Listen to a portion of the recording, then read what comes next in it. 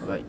Assalamualaikum warahmatullahi wabarakatuh. Selamat siang, sore, malam terhadap yang terhormat Bapak Bonda selaku pengampu mata kuliah jaringan komputer. Di sini kami dari kelompok 6 akan sedikit menjelaskan tentang apa itu jaringan komputer. Ya, ini adalah kelompok kami, dimulai dari Fuji Agustari dengan 3 digit NIM terakhir 073, Muhammad Fiko Nurhuda dengan 3 digit NIM terakhir 076, lalu ada Anggina Tarisya dengan 3 digit NIM terakhir 083, lalu ada Rabbani Nabil Musyafa, saya sendiri dengan 3 digit NIM terakhir 097, lalu ada Najwa Bidatul dengan 3 digit NIM terakhir 101. Jadi di sini jaringan komputer. Apa itu jaringan komputer? Jaringan komputer dapat didefinisikan sebagai interkoneksi perangkat-perangkat komputer seperti PC, perangkat mobile seperti HP, printer dan lain-lain yang dihubungkan oleh perangkat-perangkat jaringan seperti switch dan router. Lalu dalam jaringan komputer ada medium jaringan atau perantara yang menghubungkan jaringan-jaringan tersebut. Yang pertama di sini ada jenis wired atau berkabel. Komputer terhubung satu sama lain menggunakan kabel atau kawat. Misalnya kabel unshielded twisted pair atau UTP, lalu fiber optik atau koaksial. Selain daripada itu ada wireless nirkawat yang tidak terhubung menggunakan kabel, namun komputer terhubung satu sama lain menggunakan sinyal radio di frekuensi tertentu. Berikut adalah beberapa contoh jenis-jenis jaringan seperti Local Area Network (LAN), lalu Wide Area Network (WAN), Personal Area Network (PAN), Body Area Network (BAN), Low Power Wide Area Network (LPWAN), lalu ada Wireless Local Area Network (WLAN), dan masih banyak lagi. Di jenis-jenis jaringan tadi ada disebutkan LAN dan WAN. Apa itu? Jadi LAN adalah jaringan komputer dalam satu wilayah administrasi, misalnya dalam satu ruangan, kantor, atau kampus. LAN dapat terhubung dengan LAN lain, misalnya dengan jaringan LAN milik penyedia jasa internet atau Internet Service Provider. LAN yang saling terhubung dalam area yang luas akan membentuk Wide Area Network atau WAN. Salah satu contoh WAN sendiri adalah internet. Seperti yang divisualisasikan oleh gambar, serangkaian LAN yang dihubungkan akan dapat menciptakan WAN untuk mengakses internet dalam wilayah yang luas. Dalam jaringan komputer juga ada protokol layer atau protokol-protokol yang memungkinkan antar jaringan saling terhubung. Protokol-protokol dalam internet dibagi ke dalam 4 lapisan atau layer, yaitu dimulai dari network access layer, internet layer, transport layer, dan sampai menuju aplikasi layer yang dilihat oleh user. Layer ini adalah layer umum yang digunakan bernama TCP/IP model. Di samping ini ada juga OSI model yang terlihat lebih detail dan kompleks ketimbang TCP/IP. Dimulai dari physical layer, data link layer, ke network layer, transport layer, session layer, lalu presentation layer sampai menuju application layer. Jadi sekian dari saya, mungkin bisa ditambahkan oleh rekan saya. Baiklah, saya akan melanjutkan dari teman saya. Nama saya Anggina Tarisya Nadine. Di sini Network Access Layer. Protokol-protokol pada Network Access Layer ini memiliki fungsi yaitu untuk mengatur komunikasi antar komputer di jaringan yang sama. Hal ini termasuk mengendalikan akses ke medium transmisi untuk mengirim data, terutama di medium yang digunakan bersama-sama dengan komputer lain atau shared medium, dan juga melakukan pengecekan integritas data atau error checking dan sinkronisasi. Protokol yang paling umum digunakan adalah standar IEEE H100, yaitu IEEE H102.3 atau Ethernet LAN, dan juga IEEE H102.11 atau Wireless LAN. Selain itu, terdapat juga protokol atau teknologi lain di layer ini seperti Zigbee, Bluetooth, RFID, dan juga yang lainnya. Kemudian Internet Layer. Protokol-protokol pada internet layer itu memiliki fungsi utama, yaitu yang pertama untuk mengatur mekanisme pengalamatan komputer dan juga merutekan data dari pengirim hingga ke tujuan melalui perangkat-perangkat jaringan antara pengirim dan juga hingga ke penerima. Transport Layer. Protokol-protokol pada transport layer ini memiliki fungsi utama, yaitu untuk yang pertama segmentasi, yaitu memotong data panjang menjadi beberapa bagian potongan data yang lebih pendek yang disebut dengan segmen jika diperlukan. Kemudian menyusun kembali potongan-potongan data tersebut di penerima.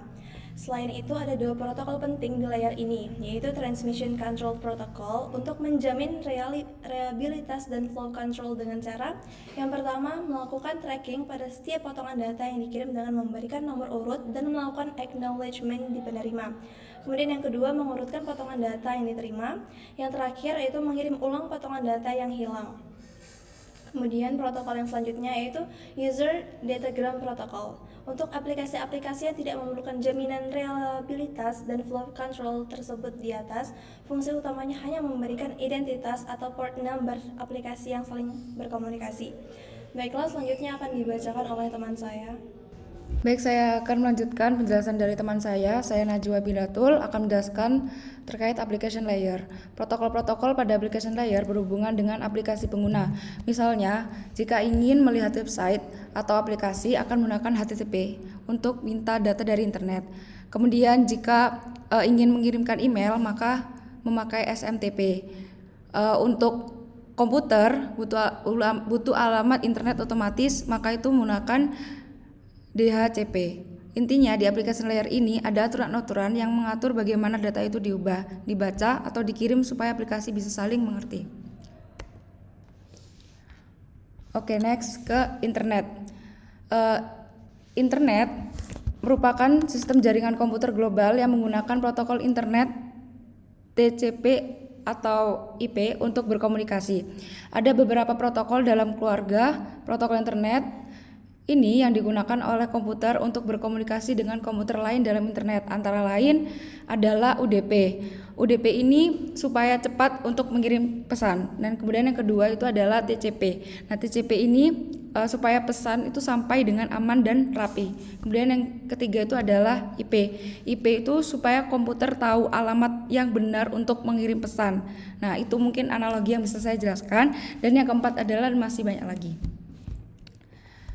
Oke, selanjutnya adalah rangkuman dari materi-materi yang sudah saya jelaskan ataupun teman-teman saya jelaskan, yaitu yang pertama adalah komputer dalam jaringan terhubung dengan medium wired atau wireless.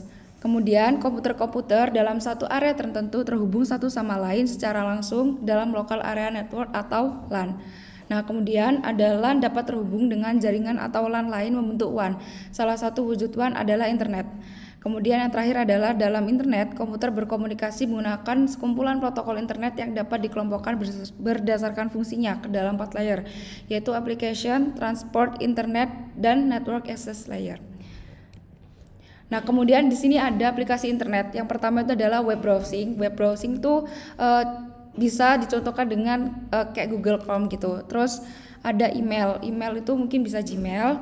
Kemudian ada file transfer, itu seperti Bluetooth, ada map navigation, kemudian ada video and music streaming, contohnya YouTube, Netflix, dan lain-lain. Kemudian ada multiplayer games, dan yang terakhir adalah chat and conference, contohnya adalah WhatsApp. Oke. Baik, saya Fujia Gusari Sihotang. Saya akan melanjutkan presentasi dari teman saya.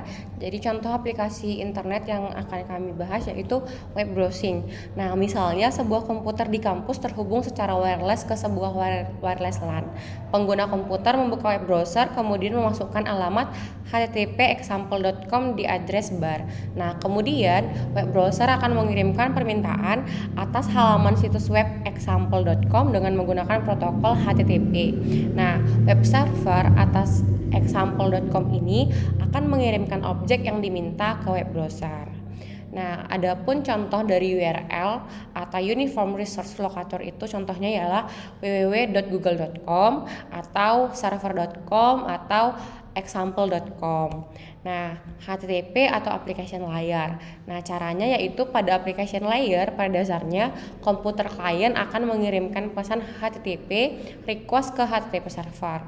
Jadi, klien akan mengirimkan requestan mereka ke server dengan menggunakan HTTP. Kemudian HTTP server akan merespon dengan mengirimkan resource yang diminta oleh klien sebagai responnya. Nah, yang selanjutnya ialah agar komputer dapat mengirimkan pesan ke komputer lainnya melalui internet akan diperlukan informasi. Yang pertama itu application layer. Ini terdiri dari alamat IP dari DNS server. Yang kedua ialah transport layer. Ini adalah port number dari aplikasi yang saling berkomunikasi, baik di pengirim dan penerima, dan transport protokol yang digunakan, TCP atau UDP. Yang selanjutnya ialah internet layer. Ini adalah IP address dari komputer pengirim, penerima, dan router. Yang terakhir ialah network access layer. Ini adalah MAC address dari router yang menjadi gateway jaringan tempat komputer berada ke internet. Sekian dari saya, akan dilanjutkan oleh teman saya. Baik, di sini saya Muhammad Viko akan melanjutkan dan menjelaskan mengenai tahapan mengirim pesan dari user ke web server. Di sini web servernya adalah example.com. Yang pertama adalah komputer user harus memiliki alamat internet protokol atau IP address. IP address sendiri ini bisa didapat melalui DHCP server secara otomatis atau bisa di-set secara manual. Untuk langkah kedua, setelah mendapatkan IP, user juga memerlukan MAC address router atau gateway. MAC address ini diperoleh dengan protokol Address Resolution Protocol atau ARP. MAC address diperlukan karena komunikasi komputer dalam satu LAN menggunakan protokol Ethernet yang pengalamatannya berdasarkan MAC address. Selanjutnya, permintaan IP address dikirimkan ke DNS server berdasarkan nama hostnya. Di sini nama hostnya adalah example.com. Karena komputer membutuhkan IP address tujuan untuk mengirimkan pesan request. Selanjutnya, setelah mendapatkan IP address dari web server, komputer user membuka koneksi dengan server tersebut dengan protokol TCP atau Transmission Control Protocol. Setelah koneksi terbentuk, komputer user dapat mengirimkan pesan HTTP request ke web server dan web server dapat merespon ke user sehingga user dan web server di sini bisa berkomunikasi sampai koneksi ditutup. Mungkin cukup di sini saja presentasi dari kelompok 6 mengenai jaringan komputer.